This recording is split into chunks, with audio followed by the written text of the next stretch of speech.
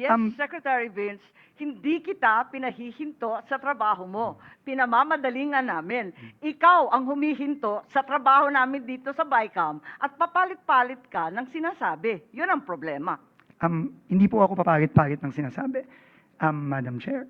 Ako po, iulitin ko, nagpunta lang po ako dito para ibahagi sa bicameral conference yung nakikita po naming epekto nung pagpasa ng third reading version ng Senado. Yun lang po. Ngayon, nasa Senado na po yan at nasa bicameral conference, nasa Kongreso, kung paano po magpo-proceed dito. At yun naman po, syempre, tatanggapin lang naman po ng ehekutibo kung ano naman po yung decision na yun. Yung real talk lang po, kasi eto nga, nandito tayo na galit lahat ng tao, parang linoloko naman tayo nito. Kayo nagpakaltas, ipapabalik muli. Ano ba, sa loob ng 2 buwan, ipapakaltas ba ulit? Gusto kong malaman, real talk konti ilan ba talaga at alin ba yung mga project na dumaan na sa early procurement sa panahong ito? Ilan ba talaga? Meron ba na mga projects na pinag-uusapan na nasa loob ng NEP sa budget ng Pangulo, nag-undergo na ng early procurement? Meron na ba? Kasi ang balita, takot lahat. Totoo bang meron o hindi? Wala pa pong dumadaan sa early procurement dahil po hindi pa klaro kung ano yung mga proyekto talagang mapapasa. Wala pa po. Siguradong sigurado kayo, wala ni isa, zero. Opo. So wala tayong pinag-uusapan. Tama po ba? Sa ngayon. Sa ngayon po, wala pa po. Ganun pala, wala pala tayong pinag-usapan at talaga naman haharapin natin 3/4 worth of delay. Tama naman yung mga nag-text po sa atin na lokohan na lamang to. I truly resent the fact that the BICAM is being hostaged by the Secretary of the Department of Public Works and Highways. At kung tunay na wala kayong tiwala sa sino mang district engineer, hindi po ako abogado ng Public Works, dapat tanggalin na lang ninyo lahat kasi pinapadagdagan mo yung budget, tapos yung mga mag-i-implement, wala kang tiwala, ano naman kami? Susunod sa iyo na kayo mismo walang tiwala sa isa't isa? Tama ba yun? Puro negative po yung tao. Ayaw. Ibubulsa lang yan. Balik na naman sa dati, nanakawin lang yan. Puro ganun. Walang nagsabi na good job, maganda yung patutunguhan. Wala po eh. Wala man lang nagsabi na magdudulot yan ng magandang trabaho. Puro nanakawin. Pinagluloko lang tayo. Mayroon pa nagsabi ito, pinagluloko lang tayo ng bicameral na yan. Found some clarificatory questions to the Honorable Secretary Vince Dizon. Thank you. There are allegations that the DPWH would want to propose the restoration of flood control in 2026. Is that correct? Absolutely not po. The President gave clear instructions. No locally funded flood control projects in the 2026 budget. And Thank you. this has That been is very implemented clear. to the letter. Thank you po. Very clear. And we thank you because you voluntarily reduced your budget in the House of Representatives in your presentation by 255.5 billion pesos. Is that correct? That is correct, Mr. Chairman. Because of that reduction, the House, in its first instance of exclusive original jurisdiction on all appropriations, we have given, and we thank you, we have given 90 billion of the 255.5 billion to the Department of Health. We have given 56 billion to the Department of Education, and we have given, out of the 255 billion, removed the flood control budget, we gave 53 billion to the Department of Agriculture. Do you know that? Yes, I am aware, Mr. Chairman. Thank you. So it's clear that there can be no restoration of flood control nor completed projects that were still listed in the old NEP that was submitted. Is that correct? That is also correct, and I want to also thank Senator Win Gatchalian's leadership, because even in the Senate version, we were able to further cleanse the budget of DPWH with his help from these completed, repetitive, and other projects that were not clearly defined. So that is correct, Mr. President. And wala pong sa mga proyektong doon ay babalik sa budget ng DPWH. Thank you, and we thank Senator Chairman Win Gatchalian for that. There were more removals in the Senate. Next question, Secretary. There are allegations that your proposal for reconsideration will restore the budget in the HGAB and the prices that will be reduced will be restored back to the projects that we have. Is that correct? Absolutely false, Mr. Chairman. because the special issuance stands and it will stay there as long as we are here, as long as the President is here, and as long as I am the DPWH Secretary. And in fact, you have the costas materiales, which are already even implemented already for the 2025 projects that has not been procured yet. Is that correct? That is correct, Mr. Chairman.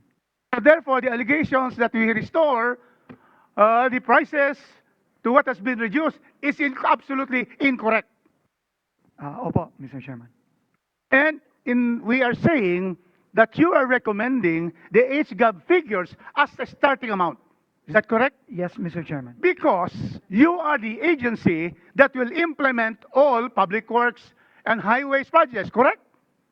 Yes, Mr. Chairman. Yes. And do you agree that the Senate, in good faith, following what you stated in the hearing, reduced the budget because you said that 25% is overpriced, and therefore the Senate has been doing its job in making sure that we reduce the budget. Do you agree with that? Yes, absolutely, Mr. Chairman. My next question is, how are you going to assure the public that with the starting amounts in the HGAB, once restored, granting, without really assuming, granting arguendo, that we will restore the HGAB amount. The amounts that will be there will be reviewed and will be bound to the CMPD, the base material costs reflecting current market prices, to come out with a program of work for each project. Correct, Secretary? That is correct. That is through a department order that we issued mandating all implementing offices to implement the new CMPD for all projects for 2026. And therefore, once you have the POW, which definitely, absolutely reduces all the construction prices of materials, then you will come out with the approved budget for contracts. Is that correct? Yes, that is correct, Mr. Chairman. With this ABC, then therefore, the HGAB amounts will be altered, and because there will be a general reduction of prices of materials per project, then definitely the prices of the project as stated in the HGAB will be reduced definitely. That's correct, Mr. Chairman. So, Madam Chair, Mr. Chairman, from the testimony of our resource persons, it is very clear that everybody here is in good faith in trying to come out with the starting figure, but the Secretary and the Department of Public Works will be implementing them. And what happens if a district engineer or a regional engineer will disobey your department order? What will happen to them? There are penal provisions in the department order, Mr. Chairman, where they can be charged administratively and criminally, Mr. Chairman. Finally, because you are one of the trusted officials by the President, and you are just following the President's directive to remove corruption in the public works, to reduce the prices. That is one President, President Bongbong Marcos. You are implementing the President because you are the alter ego of the President in implementing public works projects.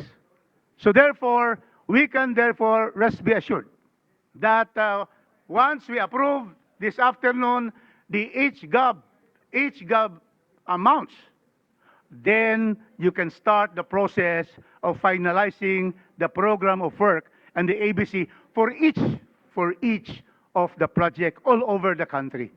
That is correct. And therefore, once we have the real correct project, then all the projects will be implemented properly. Is that correct, Mr. Secretary? That is correct. And therefore, once we implement these projects, the economy of this country will improve and will increase in GDP. Is that correct? Yes, Mr. Chairman. And then also, there will be employment all over the country because all of these projects are all over the Philippines. Is that correct? Yes, Mr. Chairman. So therefore, Mr. Chairman, because of these answers, we have to thank, therefore, Secretary Dizon. We support you in your fight for reforms in the DPWH. You have dismissed high officials of the DPWH. You have dismissed regional directors, and district engineers. You have filed cases. And so therefore, we are very happy with your presence. It is now clear, Mr. Chairman, that we approve the budget as proposed by the House of Representatives. Thank you very much. Mr. Chairman, trabaho lang po. No need to thank me. It's part of the job po, Mr. Chairman. Thank you very much po. Senator Irwin. Thank you, Mr. Chair. I would like to direct my question to my good friend, Secretary Vince Dizon. Secretary, we invited you here to explain. Now, tell us, convince the public watching right now na itong hinihingi nyo na ibabalik na 45 billion, na ito po ay hindi insertion, na ito po ay hindi pork barrel. How will you convince us, the bicameral committee, and the people watching us right now live? Kasi kanina pa po, inoobserbahan ko, kanina pa po siguro 1 hour na, puro negative po yung tao, ayaw. Ibubulsa lang yan, balik na naman sa dati, nanakawin lang yan, puro ganun. Walang nagsabi na good job, maganda yung patutunguhan. Wala po eh. Wala man lang nagsabi na magdudulot yan ng magandang trabaho, puro nanakawin, pinagluloko lang tayo. Mayroon pa nagsabi ito, pinagluloko lang tayo ng bicameral na yan. So, explain it to us.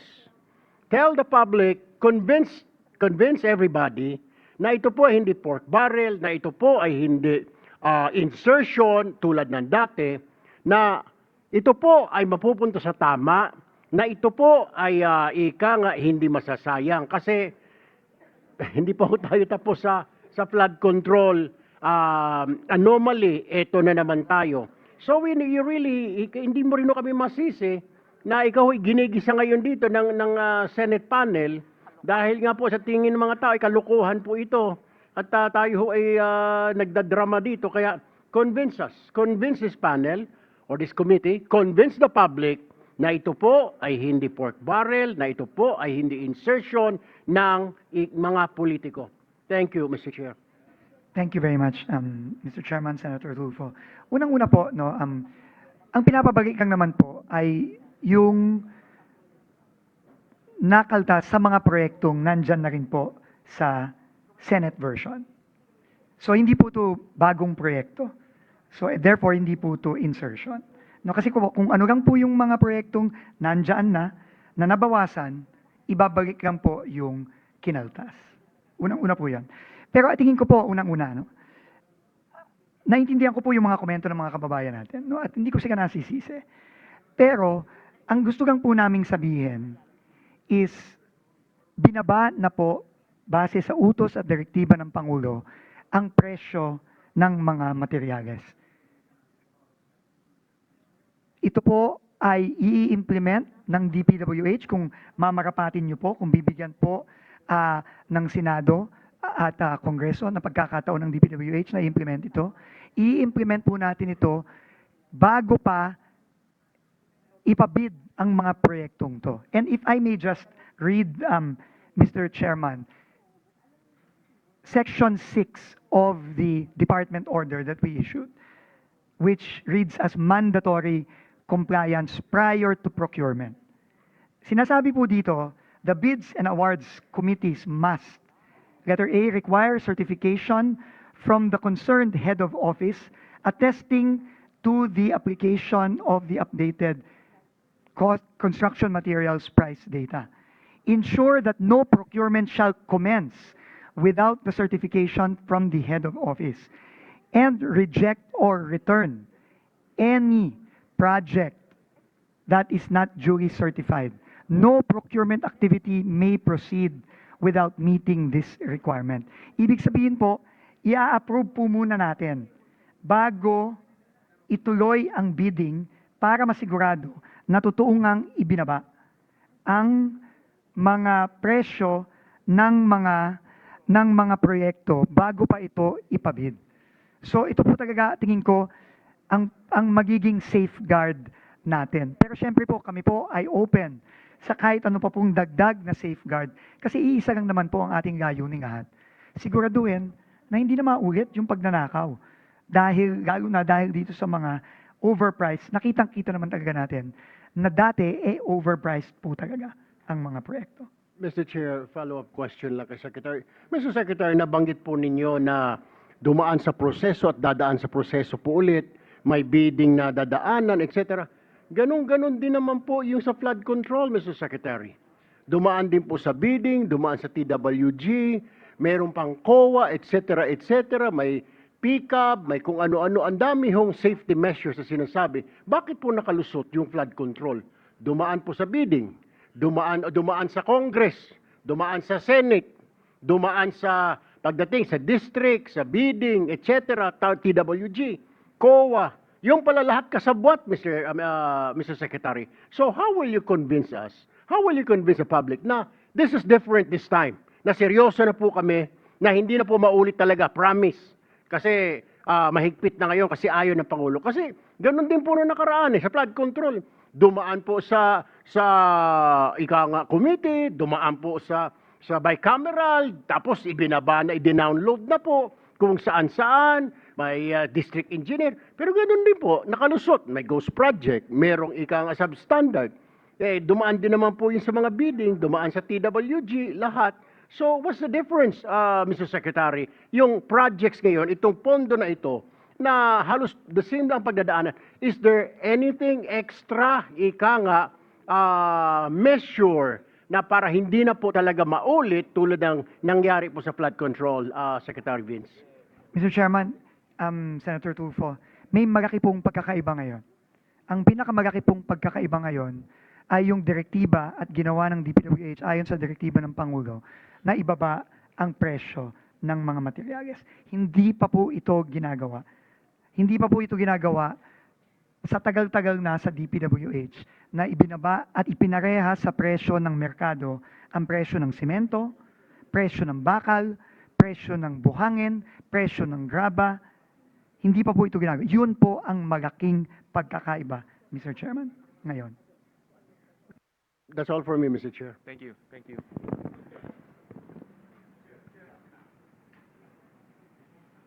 None from our side, Senator as of Senator now. Amy?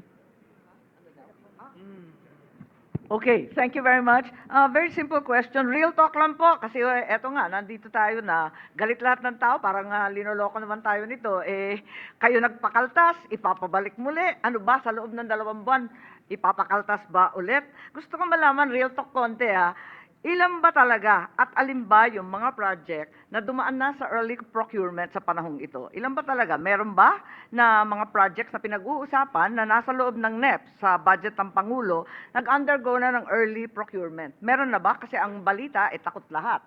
Totoo bang meron o hindi? Wala pa pong dumadaan sa early procurement dahil po hindi pa klaro kung ano yung mga proyekto talagang mapapasa. Wala pa po. Siguradong sigurado kayo, wala ni isa, zero. Opo. So wala tayong pinag-uusapan. Tama po ba? Sa ngayon. Sa ngayon po, wala pa po. So, ang ibig sabihin niyan, dati-rati talagang hinahabol yung early procurement ng October para hindi ma-delay ang project kasi aabutan talaga ng tag-ulan. Hindi po ba? Tama po yun. O kung ganon, mag-a-adjust ka ng lahat ng ABC, sigurado na madidelay. Totoo po yan, Madam Chair. So, ang hinaharap natin, talagang madidelay. Opo, dahil po na-delay ang early procurement, marami pong mga proyekto for 2026 na madidelay. Sigurado So, ang po yan. hinaharap natin, talagang malungkot ang first and second and even third quarter, aabutin ng ulan. Yung tamang projection lang, kasi nag-expect ng tao, dadagdagan, papabalik mo. Pagkatapos, madidelay rin pala. Ano naman ang bisa nun? Para kay pa? Ang bisa po noon, matutuloy pa rin po yung mga proyekto, Madam Chair. Madidelay ka nga po dahil extraordinaryo po itong panahon natin, Madam Chair. At tingin ko po, prudent din po, tama din po, na hindi muna magsimula ng early procurement. Dahil unang-una, hindi pa po sigurado kung ano ang mga project na papasa ng Kongreso. At ikalawa, dahil nga po nagbaba tayo ng presyo ng materyales ngayong fourth quarter. Ganun pala, wala pala tayong pinag-usapan at talaga naman haharapin natin 3 quarters worth of delay. Tama naman yung mga nag-text po sa atin na lokohan na lamang to. I truly resent the fact that the BICAM is being hostaged by the Secretary of the Department of Public Works and Highways. At kung tunay na wala kayong tiwala sa sino mang district engineer, hindi po ako abogado ng Public Works, dapat tanggalin na lang ninyo lahat kasi pinapadagdagan mo yung budget, tapos yung mga mag-i-implement, wala kang tiwala, ano naman kami? susunod sa iyo na kayo mismo walang tiwala sa isa't isa? Tama ba yun? Yun lang po. Salamat po, if I may just respond to that po, ma'am. Unang-una po, hindi po pwedeng huminto ang trabaho sa DPWH. Napaka-importante po ng ginagawa ng DPWH. Habang ginilinis natin ayon sa utos ng Pangulo, ang departamento, hindi po pwedeng huminto. Nakita na po natin ang epekto sa ekonomiya nitong nakaraang third and fourth quarter. So we are doing the best we can given the current situation, Mr. Chairman, Madam Senator. Yes, Secretary Vince, hindi kita pinahihinto sa trabaho mo. Pinamamadali nga namin. Ikaw ang humihinto sa trabaho namin dito sa BICAM at papalit-palit ka ng sinasabi. Yun ang problema. Hindi po ako papalit-palit ng sinasabi, Madam Chair. Ako po, iulitin ko, nagpunta lang po ako dito para ibahagi sa bicameral conference yung nakikita po naming epekto nung pagpasa ng third reading version ng Senado. Yun lang po. Ngayon, nasa Senado na po yan at nasa bicameral conference, nasa Kongreso, kung paano po magpo-proceed dito.